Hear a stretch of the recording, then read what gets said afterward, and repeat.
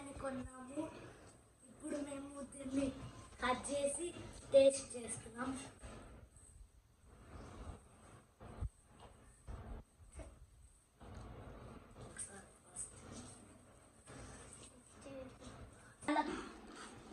ఓ wow, చాలా కలర్గా ఉంది.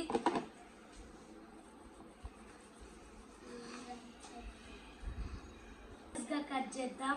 3 రౌండ్లు లాగా ఇట్లా కట్ చేసుకున్నాం. ఇప్పుడు పీసెస్ గా కట్ చేసుకుంటున్నాం.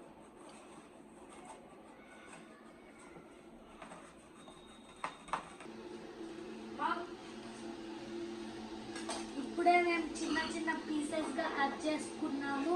ఇప్పుడు మామూలు వాటర్ మిలన్ కి దీనికి ఏం తేడానో చూసేద్దాం. దీనికి అలా తక్కువ గింజలు కూడా ఉన్నాయి. టేస్ట్ నేను టేస్ట్ చేస్తున్నా. చాలా బాగుంది, స్వీట్ గా.